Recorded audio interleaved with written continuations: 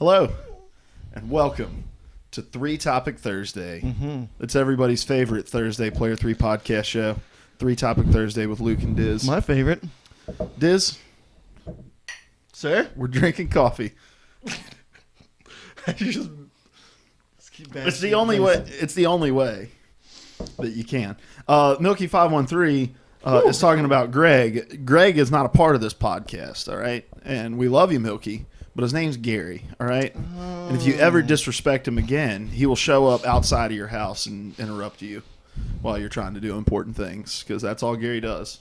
But he's not here today. He has butt cancer, so it's very unfortunate. But they say he should make a full recovery. He's replenishing all of our butt bucks. That's right. Disgusting. Get well soon, Gary. Have you seen the picture? Get well now. Huh? Don't get well soon. Get well now. That's true. Have you seen the picture of the dead deer? Did I show you that on Yes. Monday? The dead It's deer all with bloated. The get well soon balloon tied to it. That thing is just swole up. You're ready to burst. It's so good. Anyway, we're not here to talk about butt bucks until later. That's Mondays. Yeah, 4 that's o'clock. Mondays. 4 o'clock, Player 3 podcast. We're here to talk about three different topics that we decide on mere minutes before the show, pretty much. Hours.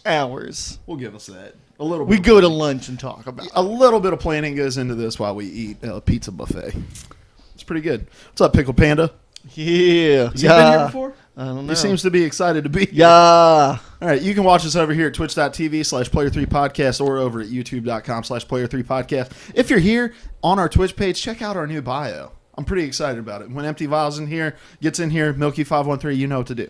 You know what to do. All right, first of all, we're going to procure his address. We're all going to go to his house. Vials? Yeah, and we're going to paint our bio information on the side of his house. I don't know how you hyperlink spray paint. We'll figure it out. All right. Moving on. Find a way. Got three topics. You ready? We have 3 topics today. Yeah. Not What is 4. today? It's Thursday. Oh my goodness. Woo! Topic number Glad one. I'm in the right place. Topic number one. We had big news coming out this week. Mm-hmm. A lot of big news. I wrote an article about how much news came out yesterday. June 3rd, 2015 is going to go down as a golden day Bold. Like that for coffee. video gaming. Yes, like my coffee, not yours. Yours is bold and it has a little bit of sugar in it, you pansy. Yes, Fallout 4. That like everyone knew it was happening, but when that countdown went up, that 24-hour countdown, whew, we waited. Ben and I were in the office. We were just waiting, and nothing happened. We had to refresh it like 7 times. Well, it crashed, first of all. Oh yeah. And Winter Site's going to figure out, like, if you do a countdown that tries to drive traffic, your site's going to go down. Mm-hmm. It's called the Reddit hug of love. Hug of love. Oh, That's right. to where you just are. So many people are on it, they can't handle it. Reddit hugs your website to death. It happens all the wow. time. Happens all the time. And Internet is beautiful.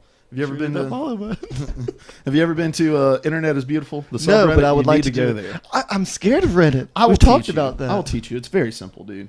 But yeah, Internet is Beautiful. They have websites that they put up all the time that people have made, like maybe an infographic website or just something random. That's awesome.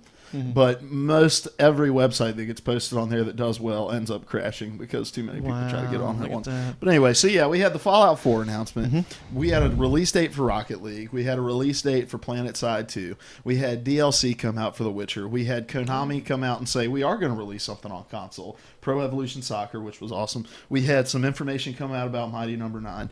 And we had the topic that's leading us into the topic today. Uncharted leaked yesterday. It was officially announced today.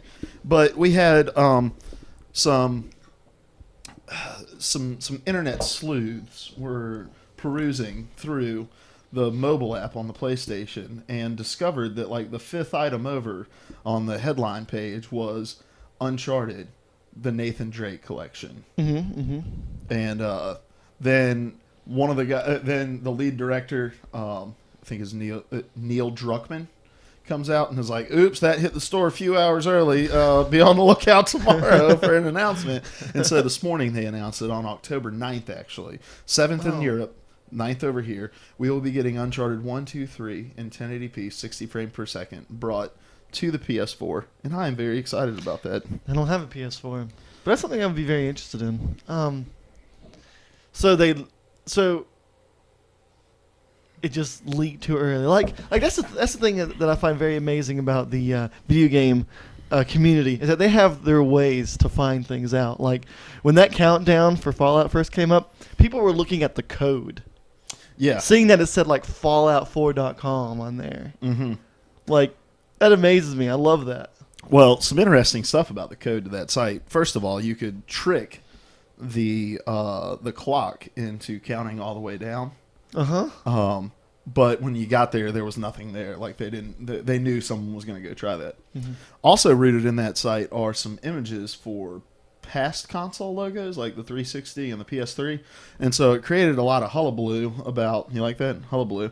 About possibly this game being on PS3 and Xbox 360. So when it got announced for PS4 and Xbox One and PC, everybody was excited because they were like, don't try to get this game on the old consoles. However, with you have to ask the question. They talked about this on Con and Greg Live, and I was thinking about it as well. You have to ask the question: why were the 360 and the PS3 logos on there?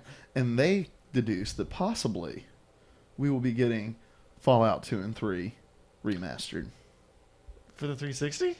Well, no, for the PS4 and the Xbox. Okay, gotcha. So, but I've never. Like Fallout 2, was that even for console, or was that one of the computer games? I have no idea. Huh. Maybe just Fallout 3. Maybe we'll just get Fallout 3. I'd be okay with that. Would you be all right with that? But it would have to be like the definitive thing where it came with, Yeah, like everything. Oh, no, not Fallout 2 and 3. They were talking Fallout 3 and Fallout New Vegas. New Vegas, okay. Which I'd be really cool with that. Because I hear a lot of people say that New Vegas is where it's at in terms of Fallout. All right, I feel like I've awakened the beast. Here we go. Yes, New Vegas was exceptional, but nothing looked new. Well, I can't say nothing. Let's say everything but 2 scenes didn't look new in Fallout 4. It looked exactly the same, except the airships and like this freaked out zombie person that's probably a new type of ghoul. But other than that, it didn't look new and improved, like you would figure. Right. Which is okay. I just expected something a little bit flashier. With it being in Vegas? No, the fourth one. Just it being new, next gen. Oh, yeah. Yeah. A lot of people are up in arms about how the stuff looked and how it looks like they didn't really build from the ground up on anything. They just kind of ported stuff over. But nobody's playing Fallout 4 because it's pretty. Like, people didn't play Fallout 3 on their consoles because it was pretty. They played it because it's a huge world that you can get into all kinds of stuff with, and it makes you make interesting moral decisions. But we're going to talk about Fallout 4 more on Monday, which you aren't on that show. Let me answer him one question. Go ahead. It's kind of like... let me read it. Milky513 says he's never played Fallout. What kind of game would you compare it to? It's the gameplay of more or less Oblivion, but in a post-apocalyptic future, like retro 50s sci-fi universe. It's a little clunkier than Oblivion was, and it was a lot more difficult because there were guns involved. But it was so creative, so in-depth, that if you do have a chance to just dabble with it, just run around the world and do it. There you go. Anyway, that kind of relates, but we're going to talk about Fallout more on Monday at Player 3 Podcast. Hit that follow button on Twitch. What's up, Crime Fighting Otter? That's an awesome name. What I want to talk about, though, is this idea of remasters. We've talked a little bit about it on Player 3 Podcast. We're not the first people to tackle this on a podcast by any means, by any stretch of the imagination, but I always like to get your thoughts on things because we've seen a lot of remasters, and I don't remember seeing this many at the beginning of PS3 360, and maybe I was just more out of touch in those times. But we've seen a lot of remastered stuff hitting the Gen 8 consoles, and people have varied opinions on this. With Uncharted 4 getting announced, the Uncharted Nathan Drake collection with 1, 2, and 3 on it getting announced. Good. It needs to be 3 games in that collection. Good. Yeah. Good. And then we have games like Brothers: A Tale of Two Sons, which I've never played. Because the first time you told me that, I thought of a game called Brothers in Arms, but I don't know what Brothers is now. I don't have a clue what that is. Now, when you say brother, do you mean like brother or like brother? That's not the actual line from Zoolander, where he's like, "Do you mean like brother or like black people have brothers?" And then they have a gas fight and everyone blows up. Gas fight. Zoolander 2 coming to theaters near you. Anyway, what do you think in your mind? Because we hear Uncharted 1, 2, and 3 coming, and we're like, that's awesome. And then we hear Brothers: A Tale of Two Sons, and we're like, huh? So what in your mind warrants a remaster? What kind of game calls for a remaster onto the new consoles? Well, to start out, I think remastering 1, 2, and 3 of Uncharted is perfect because that is such an iconic franchise for PlayStation. That was a great move. But what warrants a remaster for me is got to be the community. It's got to be, there's so many games out there that fans are still talking about, even though they're over a decade old. There's still people holding on to it. And when you have that kind of outcry, when you know you have that fan base, when you know you have that huge group of people that are going to love it and eat it up because you're bringing something they have always adored to the next gen consoles, that you got to do that. You got to be there for the fans. So, to me, like making the remaster of Final Fantasy X or X and doing the Devil May Cry remasters, that made perfect sense to me because those have, to this day, huge communities, even though these were PlayStation 2 games. Yeah. And I can see that. Obviously, it's a business decision. Obviously, companies are looking at these things and they are making money. And so you do it. And business is driven by supply and demand. And there needs to be demand in order for a company to feel like they can supply it. And so for a game like Devil May Cry, or even for a game like A Brother: A Tale of Two Sons, if they feel like the demand is there, then go make your money. I don't care. And I'm not one of those people who gets too bent out of shape and I'm like, I want people working on new games because companies are giving these games to port houses. Like Naughty Dog isn't porting Uncharted 1, 2, and 3.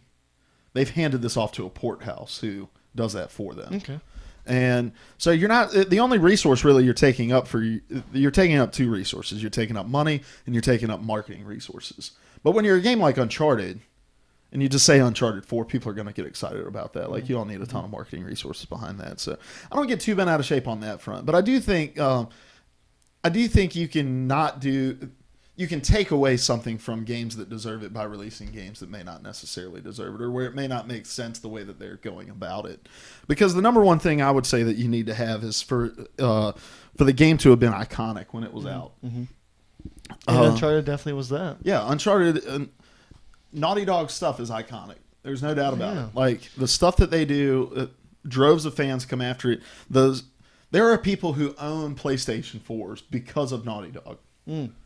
And so for them to bring over games like the Uncharted trilogy and like The Last of Us, that makes sense. So it needs to be something that's iconic. I'm not real big on the whole people didn't really get an opportunity to play this on the last gen consoles. For some games that's okay. That's another one for The Last of Us that makes sense to me. It released in June of the same year that the PS4 was going to be launched. And so, winding down on that console generation. GTA doesn't really count for me because I feel like they always kind of plan for that to be a next-gen game, and the Xbox 360 and PS3 was just kind of a courtesy and a timing issue. I think that might be the same thing with Saints Row 4. I mean, that was kind of near the end of that generation. That's true. I guess that's an okay point, but how well did Saints Row 4 do when it originally released? It didn't go with the franchise. It was just a game meant to be ridiculous and have fun, which is great, but it could have been a completely standalone game. It didn't have to be a Saints Row game. So I don't think it should have gotten a remaster, but it came at the very end of that console generation. Right. And so, but again, I don't think that's enough. Like just the idea that some people didn't get an opportunity to play this, so we're going to bring it over, isn't enough to warrant a remaster. Because maybe people didn't play it because people didn't really care to play it. Mm. Like I would love to look and see how many remastered copies of Saints Row got released. Saints Row did get something right though, in that they added more content to it. Yes, So yes. you had the Get Out of Hell DLC, or that wasn't really DLC; it was a whole separate thing, right? Never did it. So, and that was the other thing I was going to say is that if your game has enough good quality content that came after its release, that you can finally package it all together and bring it over. That's again, The Last of Us did this awesome because not only did you get The Last of Us, but you got all the DLC with it, including the Left Behind DLC that follows the story of what happens after. Yeah. So, well, what happened in the middle, and then what happened before with Ellie. Oh, I just didn't want to hear an ending. No. There's no. The ending doesn't matter to the DLC. Okay. How far are you? Oh, I haven't touched it since that really difficult subway scene. Oh, okay. So you've passed the part where he falls. It's been a long time. We'll talk about it later. Anyway, so all right. So for you, it's got to be something that has a community that wants it. For me, it's got to be something iconic and with enough content to package that original purchasers may not have had access to. Mm-hmm. So, what game is there out there right now that is just pining for a remaster? That you are pining for it to be brought to your Xbox One? All right, man. I got 3 here. All right, man. I've got 74 right here. I got the one that I think should absolutely happen without a doubt. The one that I would like to see, and the one that would be very selfish of me to get. Mm-hmm. That's not ever going to happen. But I think they need to do a remaster of BioShock. See, online, somebody has redone the intro of BioShock using the CryEngine 3, and it is crazy fantastic. Like, that's the engine that they use for Evolve, the Crysis series, and the upcoming Homefront game. All spectacular graphically. And it's just screaming for, come on, let's do it. Let's remake it. Let's get it back out there, because I know Infinite was quite the... It was a struggle. It was something that was creative. It was something that was really fantastic, but it just didn't feel like it fit. It didn't hold up to what we knew from BioShock 1. So that, my friends, BioShock needs a remaster. Absolutely. And if they want to throw in BioShock 2, that's cool. But, don't be like, oh, it's the BioShock collection. No, there's 3 for BioShock collection. But that's the one that I think should happen. Have you ever played that? I think so. It's been, what, like 10 years? It's been a while. And I'm pretty sure I played at least parts of it. It's been a while. Mm-hmm. Been a while. I'd like to see that too, because that is such a celebrated franchise. Mm-hmm. However, I'm not sure who has the rights to do that. 2K owns... Does 2K still own BioShock stuff? Or did that leave when, what's his name? When was it Ken Levine? When he left. Anyway, if you know in the chat. I don't know these things. Oh no, Milky, back down. Wrong one. We are looking for empty vials to come into the chat. All right. Look, Zephyr deserves it as much as anybody else deserves it in this chat, but we are looking for empty vials. I'm proud of you, though. Good. It was good. Thank you. We appreciate it. $10 I love the people that are watching this on YouTube and have no idea what's going on in the chat. Yes. Anyway, what would be your it's needed in this community? It's needed for the next gen, absolutely. If it's gonna be anything for me, either the Modern Warfare trilogy, I'd be okay with that. But if nothing else, COD 4. Okay. The original Modern Warfare. The game that got me into first-person shooters, really. Mm-hmm. I played a lot of Halo 3 and stuff like that, but I played the crap out of World at War in COD 4. I'd love to see World at War get remastered, but that's just not realistic. Like, nobody's asking for World at War to get remastered. Not many Why people. not? Well, I mean, Because we want another one. That's why. Right? that's one of the reasons. But no, I think a large section of the first person shooter community has moved on from stuff like that, and wants the high octane, fast pace. But if we can get COD 4 back or Modern Warfare 2, one of those iconic Call of Duty games, I'd be all about that. Okay. If we did the trilogy, that'd be cool, like a Master Chief collection where you can pick which multiplayer you want to do. Because I know, for instance, Ben really likes Modern Warfare 2, where you can customize your kill streak rewards, but I really like just the standard 3 that you get on COD. And yeah, so that would be it for me. That's a good one. I would be down for that. But what would be added to it? Like, did it ever have any DLC other than maps? Do you know? Yeah, that's all. Yeah, nothing really story wise. Is that enough though? That's enough for me. Okay. Because COD's one of those games like people enjoy the story, and especially Modern Warfare and Modern Warfare 2. The campaigns of those games were excellent. But you play COD to play online. RPD. Extended mags. Never have to reload. That's right. That's all I ran, dude. That's all I ran. Oh, man. But I got a selfish one here. I mean, the only remasters I've seen Nintendo do have been for the handhelds. Have they done any for console? I don't know. But if they did, I want my selfish desire for SSX Tricky.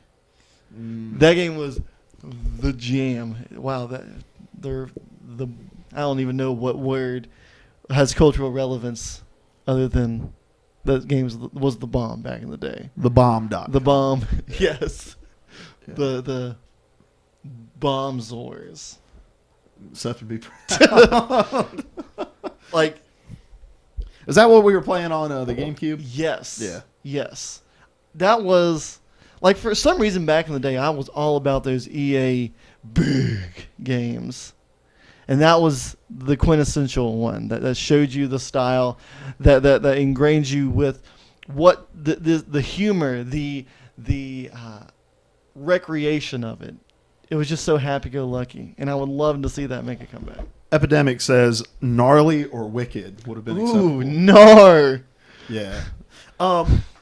Milky asked a great question. Is it enough to make you pay full price for a remaster? $60 for an 8-year-old game. Or however. Well, were you the one that said that if they made like a definitive all-together kind of collection? Yeah, I mean, I don't know about $60 for that. See, I really appreciated what PS4 did with a lot of their remasters in the beginning, where you paid $50 for it. Now, and you have to come in with an awareness of what your product is. And The Last of Us was an experience worthy of next gen with the remaster, and so $50 is. But SXX Tricky bringing that over, $30. Yeah, because there was no DLC for it. Yeah, there's just nothing to add on. You're just doing it again. Plus, that would be a digital release, maybe. I don't know. And you almost don't really need a remaster of it, or just something in the same vein as it, or an SXX whatever. Like they kind of lost it after, goodness, what was it called? I don't know. Don't know. I think it was after World Tour. I think it was what it was called. Just be on the lookout for. I think it's Criterion. Oh, you don't own a PS4. Never mind. No, I'm in the hole on that one. Okay, I'm going to flip my order just to kind of go along with what you want, because I would love to see an NFL Blitz game. Okay, yours was kind of an over-the-top snowboard game. Mine's an over-the-top football game with fire. They did the launch the NFL Blitz game a couple years ago that came out, but it was nothing like the old school like NFL Blitz on 64, because the NFL stepped in and said, we don't want you putting late hits in the game and blah, blah, blah. So you didn't have any of that stuff because they just thought it was playing on what the conversation at the time was, that football was hyper-violent and causing concussions and causing a lot of long-term health issues. And so they just didn't want that to be a part of their game. But I would love to see an old-school NFL Blitz come, people on fire, clotheslining people after the play. After the play? Yeah, that's the way that it used to be. After the play, you could Powerbomb Pete? What were you thinking of? I was thinking of Jam with the big heads. Oh, that's NBA Jam. Yeah, I'm Gotcha. talking NFL Blitz. So, same premise, but they really played up the violence, and I like that. I like violence in my video games. All video games are good with a touch of violence. And that leads into the one that'll never happen, but I will have a little childish giggle for. Last week, or the week before, whatever, I made a very shameful confession, and I'm going to do it again. Oh, that you were attracted to. Oh, that's not. Well, the cat's out of the bag now. We're looking at you, John Stamos. That I had played the ICP backyard wrestling game. Yeah. Well, I also played this game that I really did enjoy. But WCW Nitro. No, Def Jam Vendetta. Did you ever play that? It was like rappers doing wrestling and fighting. Like you'd be Method Man, or you could be Red Man, or someone like that. It was a blast. That's cool. If they gave it another shot, I would give them my money. I'm ridiculous sometimes. Yeah. Community. How's the community on that one, buddy? Non-existent. Just me. All right. The third one for me would be Tony Hawk Pro Skater 2. Beautiful. Beautiful. On, they did try to bring it back, but with just like 4 levels or something like that. Yeah, they did like an HD remaster of it. It was crap. Thank you, Milky. I want something true. All right, let me bring up something they're talking about here in the chat. Milky513 and Zephyr Baby are talking about this. Milky says, paying $25 or less for SXX. It's SSX, right? Yes. Okay, I'm sorry. But a COD, all the Modern Warfare games would command a higher price, like 35 or 40. And then Zephyr says no, he would pay 25 for that as well. Come on, man. Come on. 3 full games on a single disc, and you're not going to cough up full price for that? Come on, man. What was it on specifically? The Call of Duty one? Yeah, the Call of Duty, all the Modern Warfare games. Now, if they were just to say we're bringing Call of Duty 1, Call of Duty 4, Modern Warfare, to consoles for $60, no dice. But what you're saying, essentially, if you're saying you're only going to pay $40 for or $35 or whatever you're going to pay, is those games are worth less than $15 a piece, remastered. We've already played through them, though. Yeah, but nothing's going to change, really. You've played through them, but an online experience is different. If it was just the campaigns, yeah. Like if you could just go download the campaigns, charge me $5 for the campaigns. But you're getting the multiplayer and the community of it all back too. And like that, and even if they did something like with like they did with the Master Chief Collection, where Halo 2 just got the anniversary treatment of like we're upscaling everything, we're redoing all the cutscenes, we're doing all that stuff. That's what I would like to see from Call of Duty. And that would warrant a $60 price tag. 3 games on 1 disc. Mm-hmm. Come on, man. That's not $35. I would do it at full price, not because I feel like it's something I'd really want to go through again. It's because I want to get away from the futuristic style of the new one, the new Call of Duty, like with the jetpacks and the exoskeletons, exosuits. I don't want that. So I would pay just to go back. Yeah, well, and I don't think they are going to go back. Like their 3 studios aren't going to go back. So give your assets for these games over to a port house and let them bring back what we want, and we'll play the crap out of that. And you can have your Black Ops 3 with a billion attachments on you, and it's like, how does your guy even go to the bathroom if it's an emergency? You just got to pee all over that electronic suit. There you go. Get electrocuted. Come on, man. Do you have another one? No, that would be it. All right. So, cold. Looking at games that have been remastered, and we should have probably done this topic before we did the last topic. What has been remastered so far that you're like, either that shouldn't have been remastered, or the way that they did that just doesn't make any sense? I'll go with Saints Row 4. Yeah, we talked about that earlier. So, It was the one game that didn't seem to match the rest of it. Like it completely threw away all that you had built, all that you had done in the previous games. You were like fighting aliens. There was a moment where it felt like, Aren't you president? yes, it felt like Crackdown. You ever play that game where you like do these crazy jumps and crazy strength and all that stuff? Well, it was like that. It was like a Crackdown clone. And I think they just did it because it was at the end of that console generation and they wanted to give it another shot. I don't think that... I mean, it might have had the community, but I think I'm with a lot of people that felt like... I mean, what they did well was it was just a game to have fun. Do whatever you want. It really wasn't meant to be taken seriously.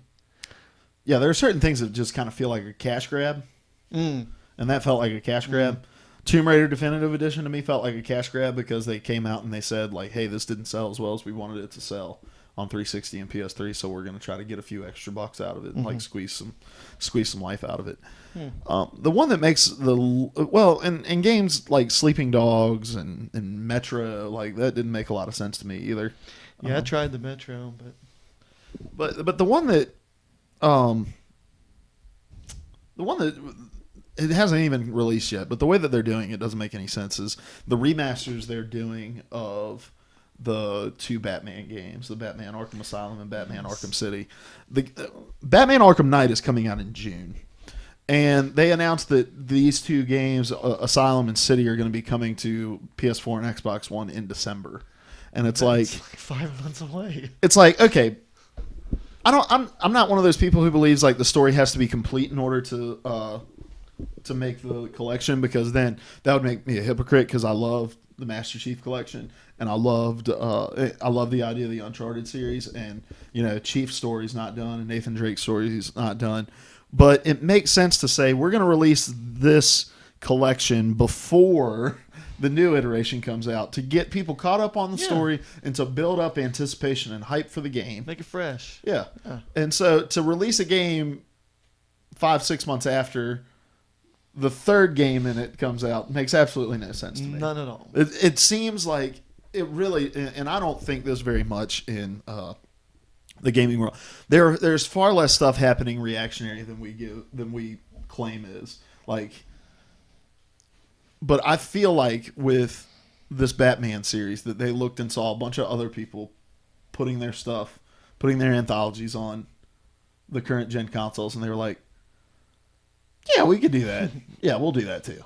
But it does have the community, but it's just bad timing. That doesn't make any sense to me. Yeah, and if they were to say Asylum and City coming in June and then Batman coming in December, that makes complete sense. Absolutely. It gives you time to play through them. Because all it does for me is say, all right, I'm gonna wait.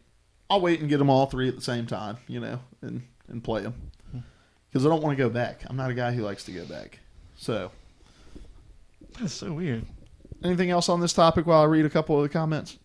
No, I just can't get over how weird that is. Like, that doesn't even make sense. But continue. Epidemic CHD says, Epidemic HD1 says, I'm an assistant manager at a GameStop, and we are receiving lots of negative comments for the futuristic COD games, and people are buying the old COD games. Yeah. Do you remember when we went in there about, 2 weeks ago, and they were having that really good deal where you get 2 or 3 360 games, and you get the other one for free, essentially, and they're all like under $20. I so wanted to get World at War. I so wanted to get all those old Call of Duty games. Yeah. But again, it's the whole idea of the negative people. The people that are against it are going to speak out about it far more than people who are pleased with it, giving it its praise. I would venture to guess that you, as an assistant manager at GameStop, are also receiving a lot of pre-orders for Black Ops 3. And so people are speaking with their wallets, and a lot of the people who speak negatively about these games are also not speaking with their wallets and not purchasing them, because they'll say, we don't want a futuristic COD, but we also want to play the latest COD, so we'll buy it. Anyway, next topic. We've been on this one for quite some time. Yeah. It's a good topic, though. Good 30 minutes. All right, next topic. I don't know if I've ever seen a hype train reach the fever pitch that Fallout 4's hype train is released. It was simply the worst kept secret in video gaming history. Well, I don't know, man. Okay, it's a hype train after we heard about it. I just don't know. But look at the hype community just waiting for Half-Life. Just waiting. It doesn't even. It's never going to happen. But these people are still there. Yeah, there's a difference. Fallout 4 is going to happen unless the actual World War III begins and we all get nuked off the face of the planet. Fallout 4 is going to happen. Half-Life 3 is not coming. All right. If we have learned nothing else from things that are made by Valve, it is that they can't get to 3. No, that is absolutely fact. They're going to fall short every single time. So that's the difference. They gave us Half-Life like 2.5 essentially with those other episodes. Like they were so close. Although you did predict that they are going to fly a plane into Bethesda's E3. Yes. Show the insignia, and people are going to blow their brains out, and it's going to be a remastered Half-Life. That's all it is. It just shows a symbol and people are freaking out and it says, remastered. What if they did by conference time and they were like hyping it up and everyone's like, they're definitely bringing it now. And then all they did was just announce remasters. Mm-hmm. Gosh. People would burn down Los Angeles. They would. It'd be awesome. Epidemic says Half-Life 2.75 is confirmed. So anyway, everybody in the universe except for Zephyr Baby is excited about Fallout 4. Zephyr says he's not excited about it, but everyone else in the universe is. So you can get with it. You just go lay in your bed of amiibos that you stole over there in Europe. All right, all right, and the rest of us over here, we're gonna get hype about Fallout 4. Worst kept secret in the universe. Crashed their website. I logged on to Reddit yesterday and on the Player 3 podcast Reddit, which is all just gaming news, but the whole entire front page was just. Did I say Half-Life? I meant Fallout. Yeah, as I said. Sorry. It's okay. It was just Fallout. You know, like everywhere. So hype is reaching a fever pitch for this game. Mm-hmm. I don't want to talk about Fallout. There's a lot Monday, 4 o'clock. Yeah, everyone's talking about Fallout, and we're going to do it Monday at 4 o'clock over here at twitch.tv/player3podcast. Eastern U.S. time. Eastern U.S. time. Eastern Daylight Time. Daylight? Yeah, it's daylight. Daylight savings time. When?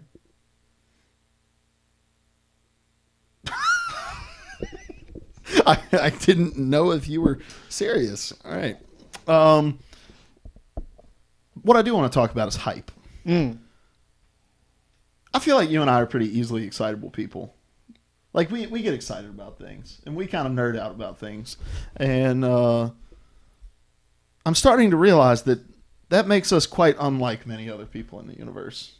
Because we get excited? Because we get overly excited. Oh, yeah.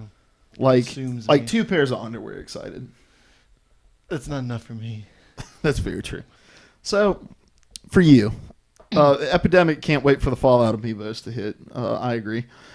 They're doing that? No. I was just say that. It's a Nintendo thing, right? Yeah, that's the Nintendo thing. Anyway, back on track. What game have you been just super hyped for? What in your gaming history? What is a game or some games that you just could not contain your excitement for? That was back in the day for Red Dead Redemption. Like Red Dead Revolver, I played that nonstop when it came out, and I couldn't beat the final boss. Did Larry ever tell you this story? No. I tried beating the final boss so many times, and he would just spend the night. I was like, dude, just give it a shot. You freaking killed the dude first try. I never even played the game before. So I never got to beat the game because Larry did it for me. Not proud of it. But when, let's see, I think it was 2001 when GTA 3 came out, that opened up a whole new world, literally, open world gaming. So when I heard that they were going to bring the open world gaming to this Western theme, I instantly knew that was going to be a home run for me and for everyone else in the universe. I mean, just to have free reign in this Western time, do whatever the junk you want. I was so stoked. It was a gnarly idea. I'm just trying to use these buzzwords. 26 and already out of the loop. I'm trying to use these 1999 buzzwords, guys. So I've owned it. I owned that twice. Was that game on fleek? I don't know. Watch me, nay. Oh, okay. I was impressed because it was such an accomplishment. And yes, you've got a soulmate in here, by the What's way. that? Bacon is the question. Borderlands 2. You know what? I wasn't very hype about it because I got into Borderlands 2 without playing Borderlands 1, essentially. Oh, okay. I played Borderlands 2, loved it, went back, played Borderlands 1. I was really excited about the pre-sequel, but we'll talk about that later. All right. Yeah. All right. The number one game that comes to my mind in terms of hype, there's two that are kind of equal footing here. Number one was Halo 3. We had Higgles in the chat talking about Halo 3. I was so excited for Halo 3 because I bought my Xbox 360 and with my own money for the purpose of playing next gen Madden and to play the next iteration of Halo. And had buddies of mine that we were like planning on getting on every night and playing, and so I went and picked up the game and we did. Like my whole entire high school career evenings were spent on Halo 3. I didn't have time to do heroin. You were good. You were very good at Halo. Like the first time I met you, you destroyed the entire hall almost single-handedly. Yeah, I would just like to point out that I was placed on the same team with Andrew McCain and still won. So should speak to my skills. Rocket and snipers on my X. Right next to the ghost. Guys, I drove the ghost off the cliff with the Spartan laser and rockets. Gosh. Oh man. Anyway, so yeah, Halo 3 definitely. And then I was so hyped for Destiny, and Destiny's the entire reason we started this whole rigmarole, and it's the reason we got people watching us on Twitch and listening to us on iTunes and all that stuff. Like we were so excited about Destiny, and this is going to kind of bleed into the next question, but that's okay. We stayed up that whole entire night and essentially beat the whole story. Me, Ben, and Seth, and I remember sitting there after, all the people start clapping for you, and I was on the chat and I said, what did we do?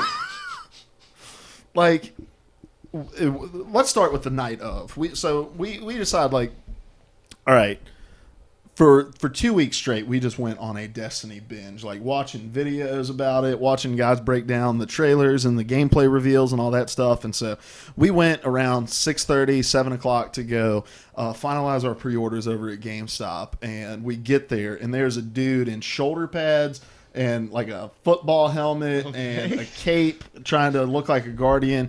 And I just shook my head, and I was like, I feel so lame for being excited about this thing. We go in, we finalize our pre-orders, we go home. I'm like, all right, we're going to go home. We're going to just keep binging on Destiny. So we just keep watching it. We're like, oh my gosh, this is going to be so good. I played both the alpha and the beta, and I was like, this game is going to be stellar. It's going to be great.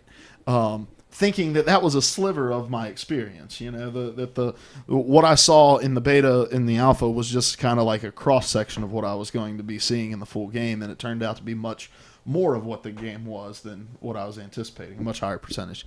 And so we go and we get real hype on watching those videos, and then we go to Sheetz, the greatest restaurant on the face of the planet, by the way. It's not a gas station. It is a restaurant that just so happens to serve gas, all right? One-stop shop. And if you don't agree with me, you can get out. Yeah, does Cracker Barrel sell gas? No. They sure don't. Anyway. Sheetz does. Anyway, so we go to Sheetz, we get coffee, we go up, we're standing in line for Destiny, and I'm watching Monday Night Football on my phone because I don't like people all that much, like crowds of people. Oh, I was about to say lucky me, but I'm not a crowd. And so I was like, I don't want to be here, so I'm watching on my phone. This dude starts trying to talk to me about Destiny. I've never met him in my entire life, and I'm just like, I just want to watch Monday Night Football on my phone. Well, we're standing there. And I'm sorry, this has absolutely nothing to do with I'm venting at this point. So we're there, and this dude walks up and just yells, "Who's ready for a fight?" And everyone thought he was talking about Destiny. No, who's ready for a war? That's what he said. Who's ready for a war? And everyone thinks he's talking about Destiny. So they're like, yeah, and they're clapping. And he's like, who's ready for a war? And at this point, everyone is almost certain that he is talking about Destiny. So they all start clapping again. And I'm just like, oh my gosh, because I get excited internally and in my group of friends, but publicly, I'm not going to geek out about these things. So like, maybe that's wrong with me. Maybe that's hypocritical of me. But anyway, so he starts spewing about how Muslims are taking over the country and that we all need to take up arms and tell them to go back to their own cuss word laden countries. And I'm just like, oh gosh, this is getting real. And he smells a lot like malt liquor. So then he starts talking about his 3-year-old daughter. He's been drunk driving around in his car.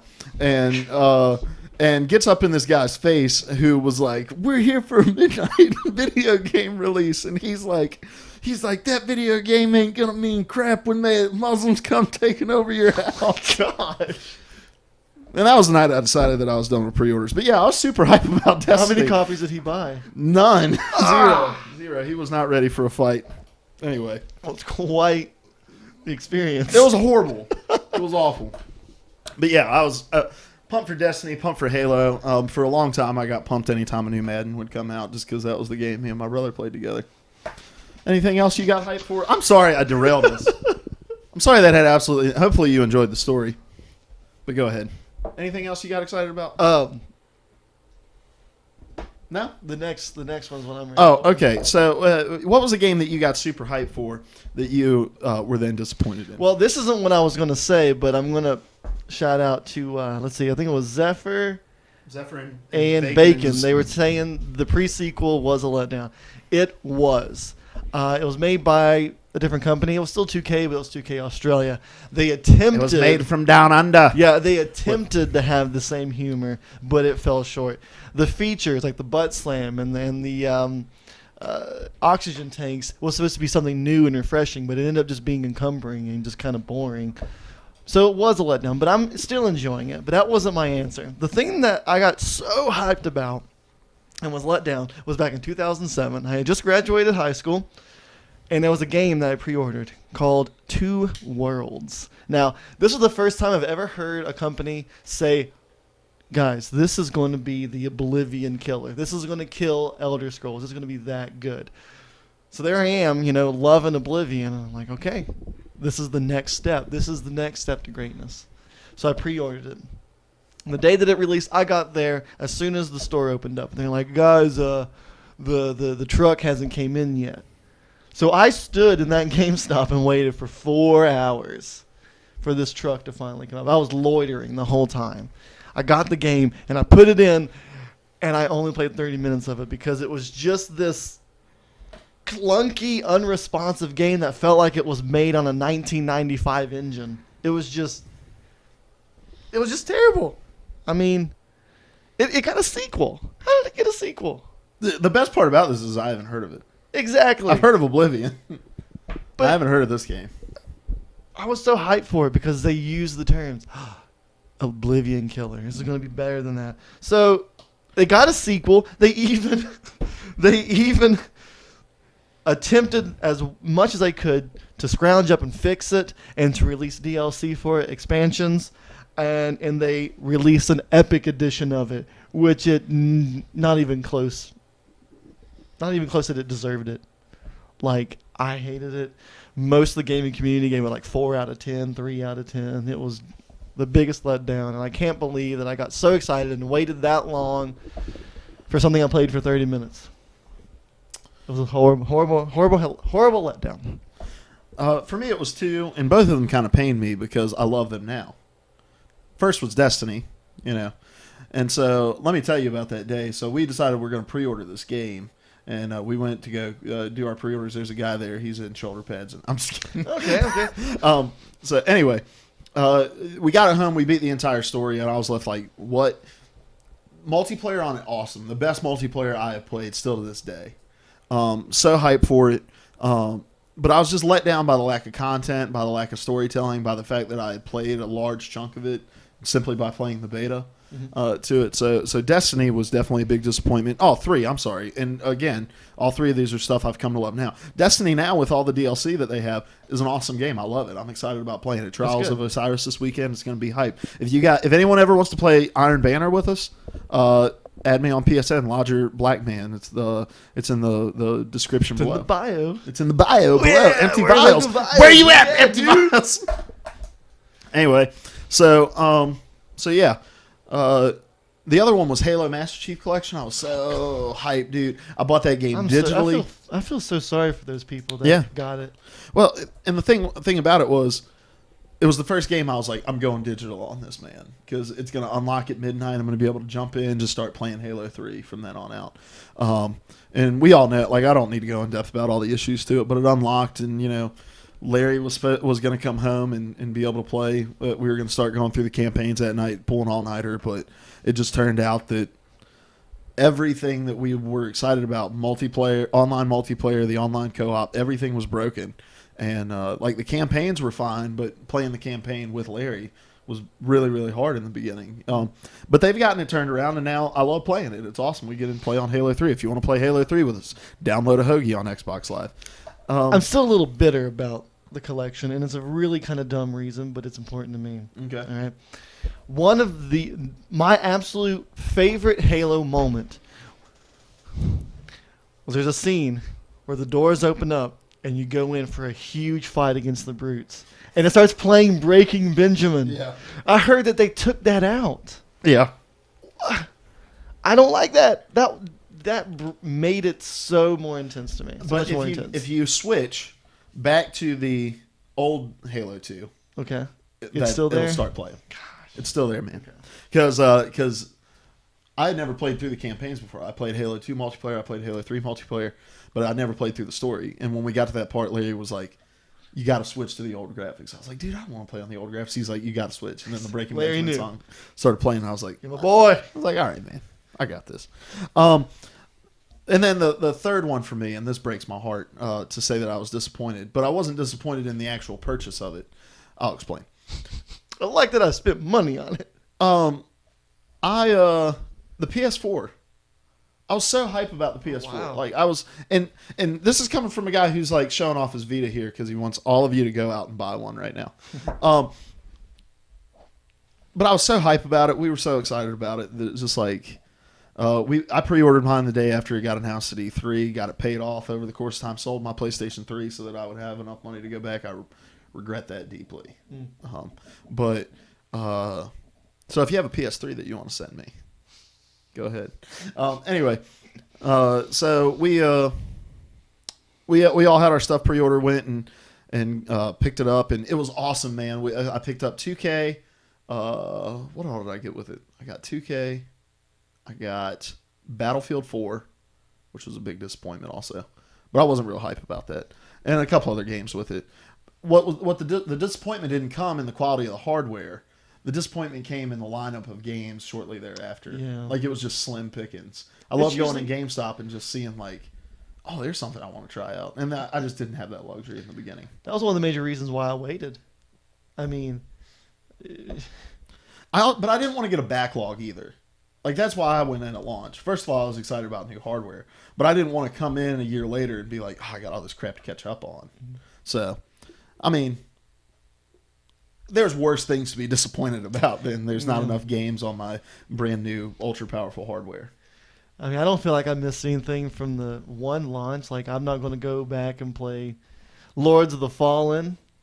What about Rise? That's like a Roman kind of thing, Yeah. right? I don't know. I haven't looked in on it. I That was the launch title? Yeah, I figure that would kind of be up your alley. Okay. I want to try it out too. Zephyr says he's thinking about getting Destiny on PS4. You can find Destiny for like $20 online now at various places if you look at the right time. He's from Europe. You can convert it. And then buy the season pass. The DLC makes it worth it. And so what you spend $60 on now is totally worth it. Oh my gosh. Anyway, Milky513 is wanting to ban him. I'm just kidding, Milky. You're entitled to your opinion, but you have to keep it to yourself. I just play PS3 and I never do anything online for it. Says Dizzy. Oh. But I think he's talking to you because I don't have the Vita. My PSN name is Lodger Blackman. You can see it down below. And we can play Minecraft on Vita. I'm building a basketball stadium right now. Not that you know anything about that since you're from England. Oh my god. I'm sorry, Zephyr. We love you, man. We love you. Everyone check it. Zephyr, drop your YouTube link in here and tell people to check out your channel. He makes videos. He plays. He does videos. Souls. I knew he did art. He plays the Soul series in Bloodborne. I enjoyed that art. It's compelling. I like it a lot.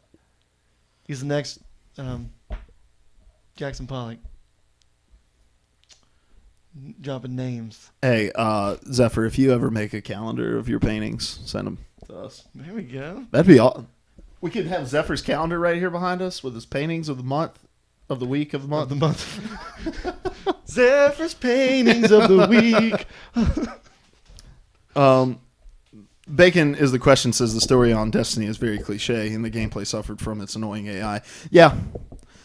The lore is deep, though. The story is cliche. The lore is deep. With Destiny, what they were trying to get you to feel like was not so much that you were the hero, but that you were a part of something bigger than yourself. And because of that, the storytelling was limited. But the lore through the Grimoire cards, the way they decided to teach you the lore was bad. But the Grimoire cards are very, very compelling, very, very interesting. Anyway. All right. So what is a game that you were not hyped at all for? That I loved? But you ended up loving it. Gosh, man. My life has been consumed recently by Shadow of Mordor. That is so fun to me. I like Lord of the Rings stuff, but I'm not so, deep into the lore. I don't really know much about it other than just 2 of the movies I've seen.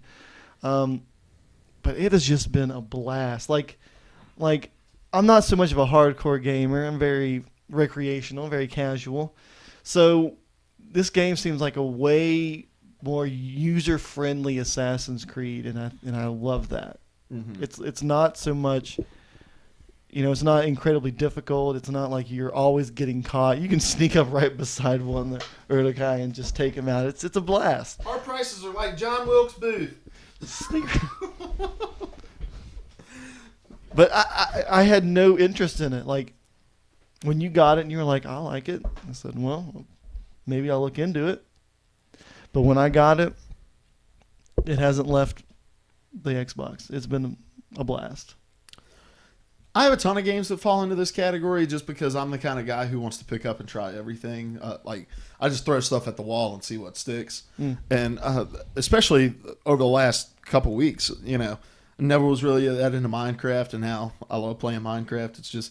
It's mindless fun. Like, you just go in there and just throw stuff together. Like, that's awesome. Mm-hmm. PS Vita game called Race the Sun came out, and it's a blast. So those are probably 2 of the biggest ones, and 2 of the most recent one, not the biggest one. And I can't really think of a game that in the past that works out like that. So we're just gonna stick with those answers and move on. Perfectly fine. Zephyr says Dishonored he wasn't hyped at all for, but it's one of his favorite games. Milky513 says Watch Dogs. A lot of people would have put Watch Dogs in that hype for and then disappointed category. And here's the thing about hype and things meeting hype. Games generally destroy themselves on this front. Like, Destiny overhyped itself. And Destiny just wasn't honest about what it was.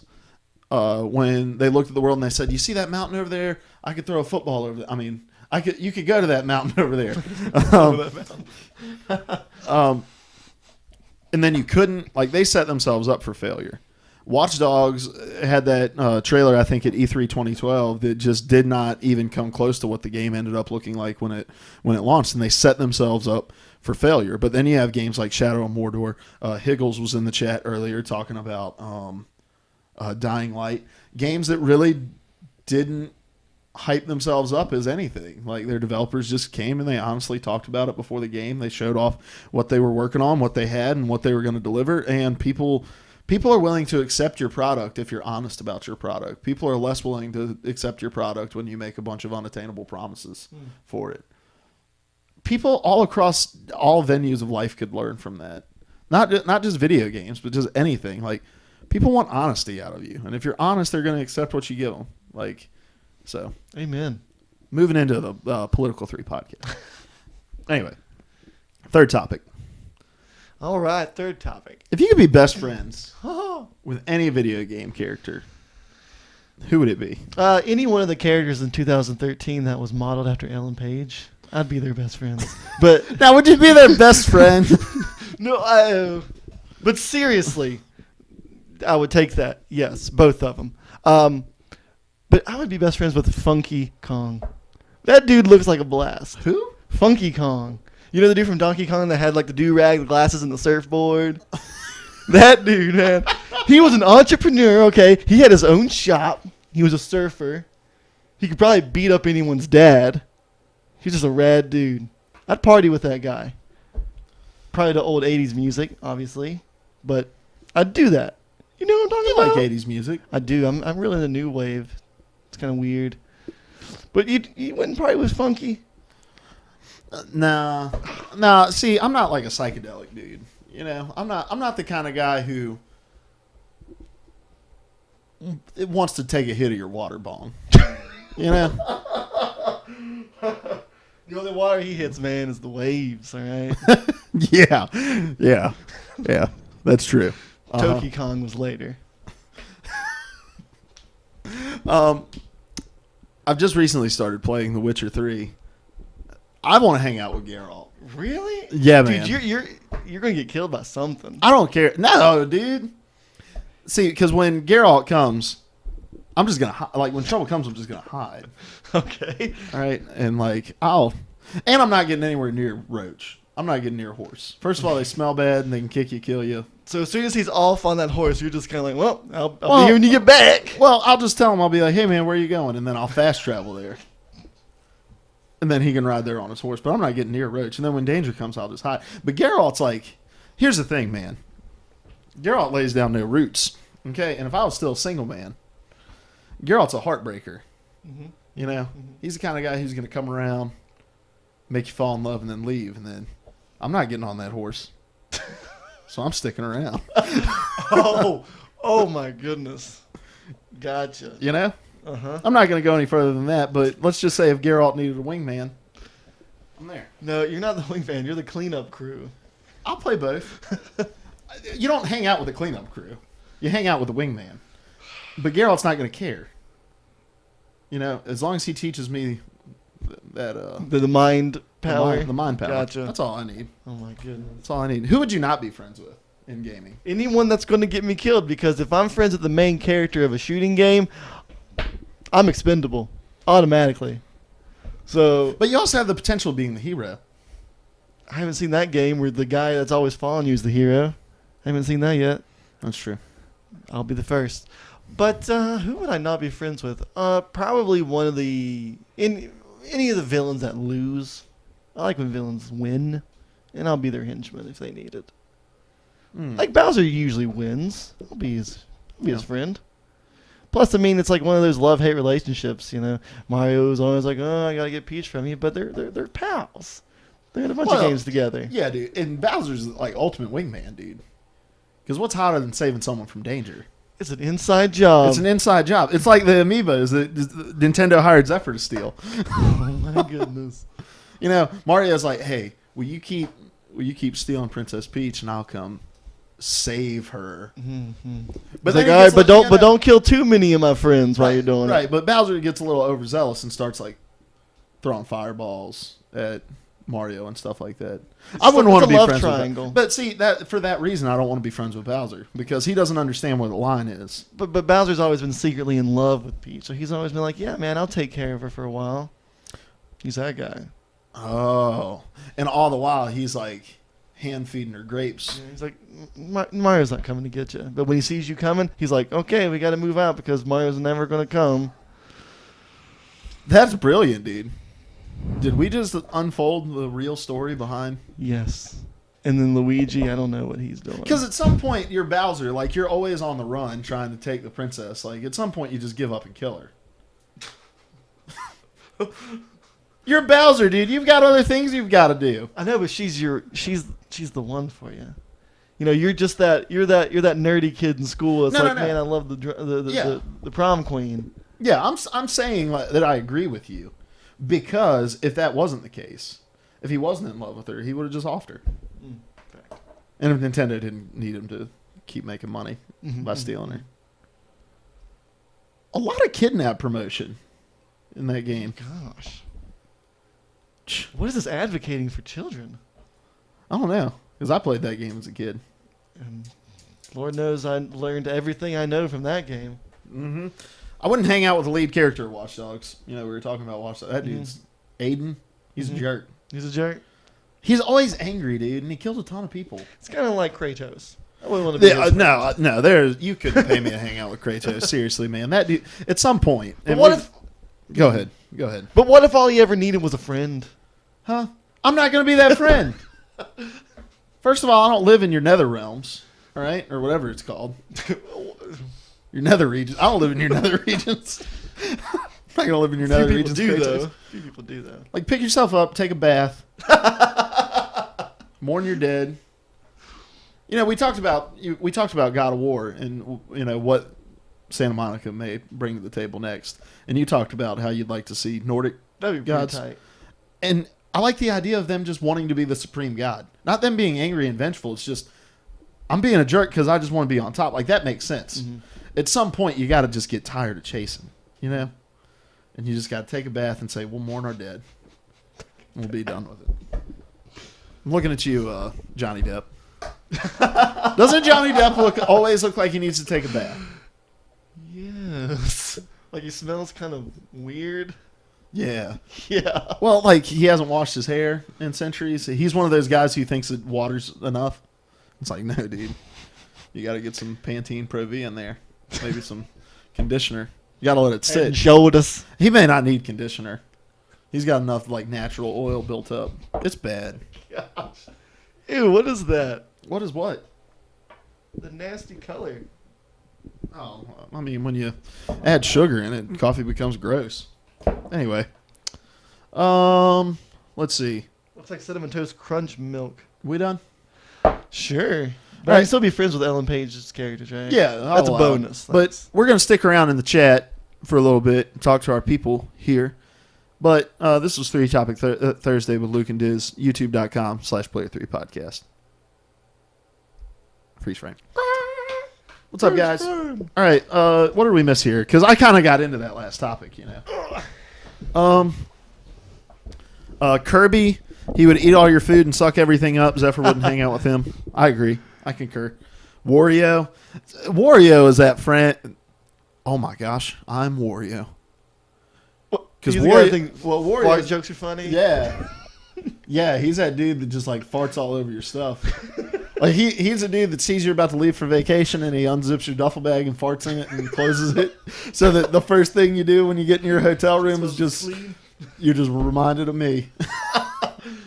Wow. I got too real. Dang it. Bacon is the question wouldn't hang out with me.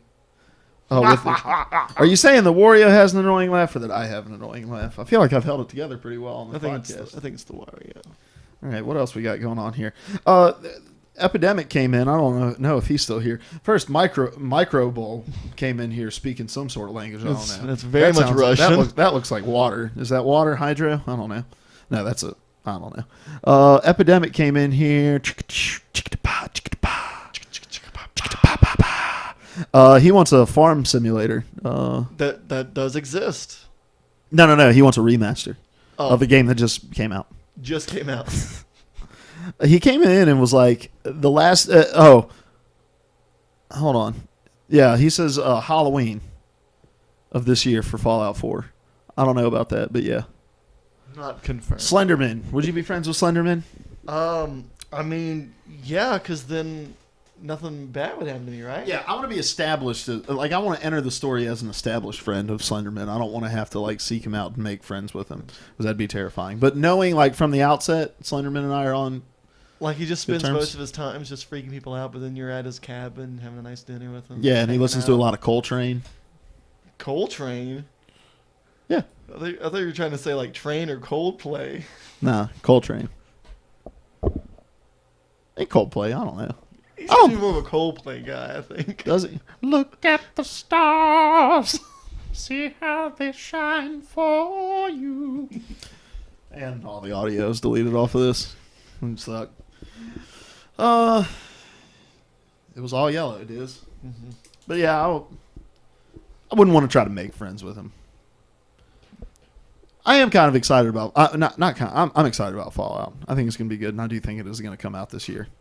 I don't think Bethesda's the kind of people who want to make you sit and wait for a game. While we're waiting for people to, if you have anything you want us to chat about, go ahead and put that in the comments. Also, what do you guys think? Take a look down in our bio. Serious feedback. Is it helpful stuff? Do we need to reorder it in any way? Do I need to be on top? Does Dizzy's picture need to be encased and in frames? Also, we have a tip jar. Forgot to mention our tip jar. If you like us and you want to support us, we have a tip jar. It's down at the bottom, very bottom.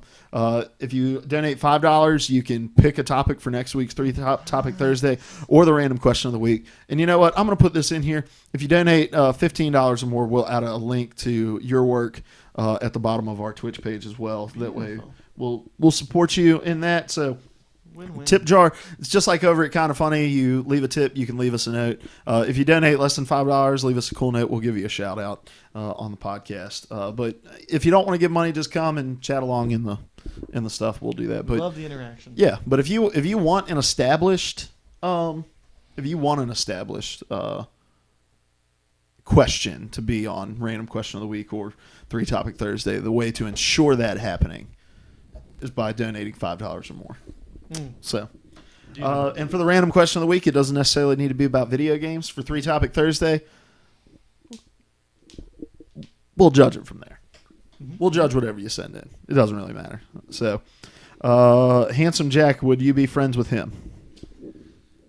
Because he is the hero of Borderlands. Yeah, I would jump on that train early. Absolutely. I mean, he kind of rules that entire area. Oh, yeah. Like Hyperion, he has that whole place on lock.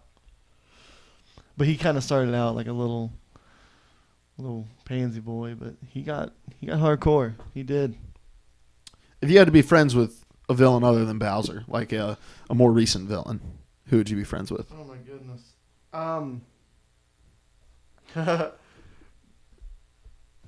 Like professionally, like I'm his crony, or we just hang because we're humans and we do that. Yeah, like you just.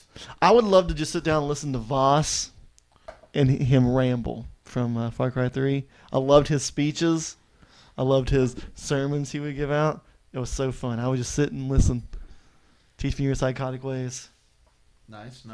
Oh, that led me to think of another question, and now I can't remember.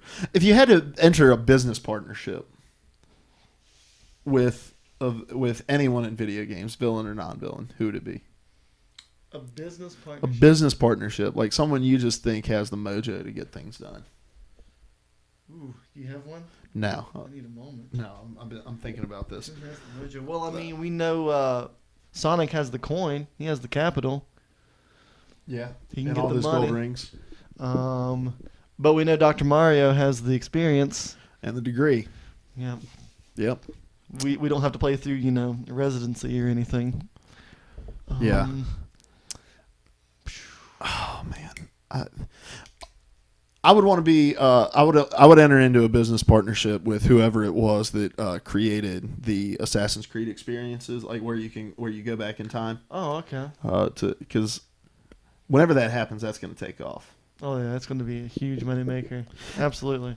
Let me talk to you. This has absolutely nothing to do with what we're speaking. Okay. They were talking about it on Beyond, and we're going to talk about VR here whenever we can read up on it and you care more about it. Probably after it gets fully announced at E3 and we get a better idea of what it's going to look like. But they were talking about something interesting on the Beyond podcast, and I wanted to get your thoughts on this. One of the hosts of it, I think it was Brian Altano, suggested that. What's that? Oh, we have a tip. What? What the world? I need to go to streamtip.com. Yeah, we got to get off this Boy George site. Oh, man. Anyway, thanks for the... let me see who tipped us. I'm assuming it's Zephyr since he's winking at us. And we need to get it... I need to learn how to Twitch better. But anyway, so...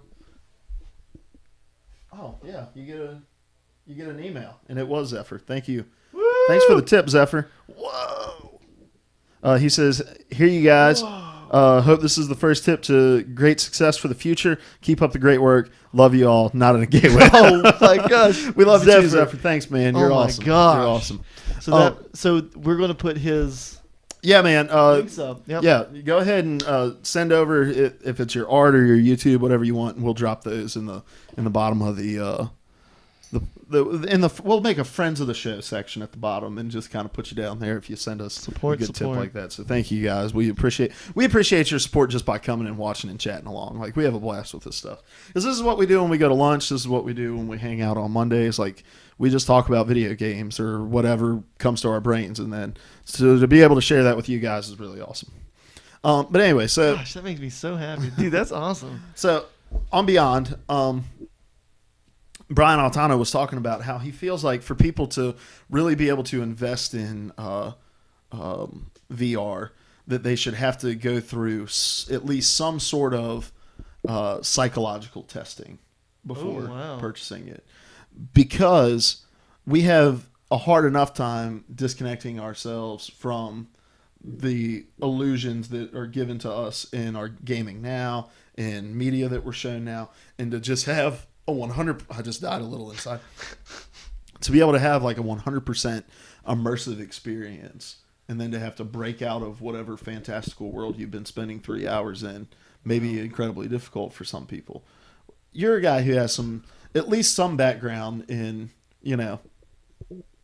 I mean, I do have a psychology degree, essentially counseling, but that's interesting because. How would you do that? Like, would you have to have proof of a test before you could buy it, or would it come with like a startup test? Like, that's what I'm trying to wrap my brain around. It would like, almost. When you put it on, you got to start up this test to, Yeah, I don't getting know. started or something. See, I figure you would maybe be able to give a little bit more insight on that. How would you be able to determine whether or not someone is capable of handling? My goodness. That sort of experience. Do you see that as a real threat? Like as a real possibility? Maybe not in like a violent. I wouldn't say so, because I mean, the only difference between so VR is not the augmented reality. VR is just you have it on your head. You're seeing a completely different picture than what's to reality. You're turning your head. You're looking. To me, doing this is just the same as doing this. So I don't really see much difference. You're still turning your head. I think the fact is that, like, when I'm sitting in front of a television, I am disconnected from what is going on the screen simply because I can see the world around this illusion that is being given to me on the screen. Like, it's on a TV, but in VR, it is taking up my entire field of vision. It is taking up my all the way. Yeah, it takes up everything. It's taking up everything that I hear. All that sort of stuff. And so that makes it harder to disconnect from in that sense. And your head is doing the motions. There are going to be games where you have to do the motions in order to make things happen. So but you don't see that as being. I mean, I don't know, man. That's a tough one, because it's going to be different for everybody else. I think there's people who already have a difficult enough time playing 6 hours of Skyrim on a day and then forgetting that dragons aren't real, And so put them in a 100% all-inclusive, like fully immersive thing, especially the more and more graphics get real. And they were talking about it even more in the sense of not just video games, but you can go to concerts virtually, and you can go to sporting events virtually, and you can do all of these things virtually. You can go on vacation virtually. Different resorts, you could go to space virtually, like all these different experiences that the developers of the experiences are going to attempt to recreate reality as close as possible with that technology, like, and just becoming so engrossed in that separate reality from your reality. I think there is a possibility of some people not being able to handle that sort of immersion. But that's going to be just like an inherently already existing condition. I mean, I don't. It would take some really hardcore ingraining for a person who is cognitively and mentally stable to break down to that point while using the machinery. That is such a tough one, because we don't know how completely immersive it's going to be. We just heard these things. I haven't experienced it. I don't know how it makes me feel. I don't know how it makes me think. I don't know how it makes me consider things. That's a tough one, because I'm not at that point to where I can know how I even experience it. Because we watch these movies where people are getting like, obsessed with virtual reality. It definitely has that potential, but we have yet to really master that, so we don't have a control. Yeah. But yes, it probably will be an issue for people with already existing conditions. I don't think it'll completely break down someone who is cognitively stable. Right. But I just thought it was an interesting point that I hadn't really considered yet, and because we see glimpses of that already in the world that we exist in today that doesn't really have those sort of full-on immersive experiences. But how cool would it be? Like, I'm a huge basketball fan, and I don't live anywhere near my favorite team of Boston. Well, how cool would it be if I lather myself up in butter, slide into this jersey? We gotta have it. And I'm there at TD Garden watching the Celtics game, like, virtually. Mm-hmm. Be awesome. That would be pretty good. So you say there's going to be like individual cameras that when you turn your head it moves? So there's going to be a row of cameras? Well, I don't know if so much it's going to be a row of cameras or if they're just going to find some sort of panoramic way to shoot things. Like just have one camera constantly taking a panoramic shot to where if I move my head, it picks up every angle. Okay. So that'd be awesome. Interesting. And then when I get up and I walk out on the court and I slide the jersey off, real life security breaks into my house and tackles me. I like it. It's going to be great. Higgles, I have a question. Are y'all looking for another commentator for your show? I'm a caster commentator that loves to talk about video game sports, and I'm going to college for broadcasting. Cool. That's awesome. We're kind of a local team here. Me and Diz and Ben all work together, and Seth and Larry live within minutes of us. So the project that we have going on here is a very, very local project, and for that reason, we're not really looking at adding somebody onto the team, and we just volunteer and do this anyway.